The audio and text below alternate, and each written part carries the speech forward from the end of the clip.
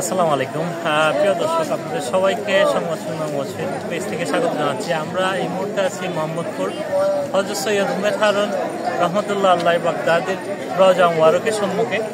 আজ 14ই নভেম্বর শুক্রবার বার্ষিক মাহফিল উরুস মাহফিল শুরু।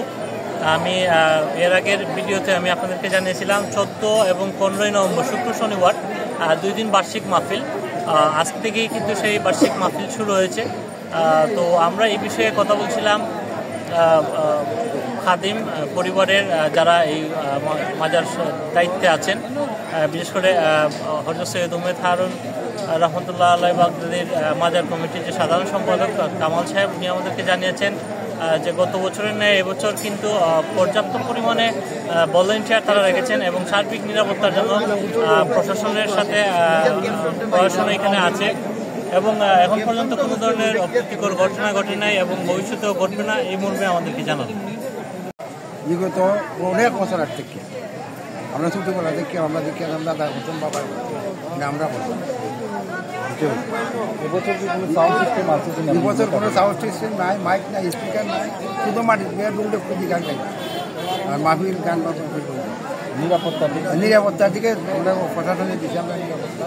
এবার যে ভলান্টিয়ার পার্টি আছে সবার আছি আমরা।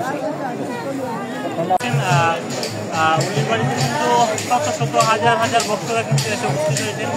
তো আমরা পুরো মাজার এরিয়াটা আপনাদেরকে ঘুরিয়ে দেখানোর চেষ্টা করব।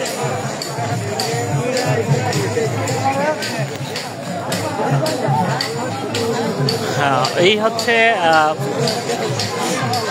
রওজা মুবারক, আপনারা দেখছেন প্রচুর পরিমাণে দর্শকরা কিন্তু এখানে আসছেন রওজা মুবারকে।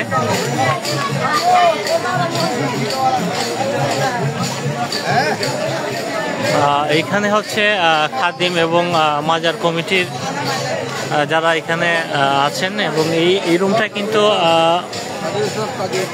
প্রশাসনের ভাইরা কিন্তু এখানে নিরাপত্তার জন্য এখানে আছে।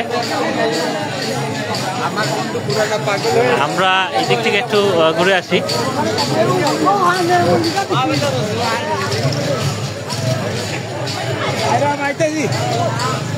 এই হচ্ছে ওযুখানা, যারা এখানে আসবেন এইখানে ওযু করে কিন্তু আপনারা জিয়ারত করবেন। এইখানে কিন্তু কফি আছে।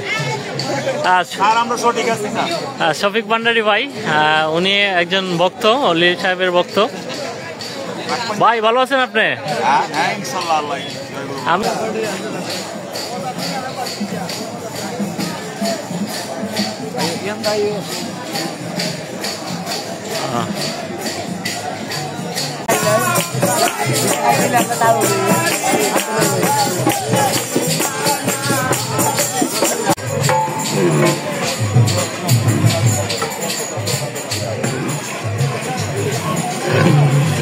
সিন্নি প্রস্তুত হচ্ছে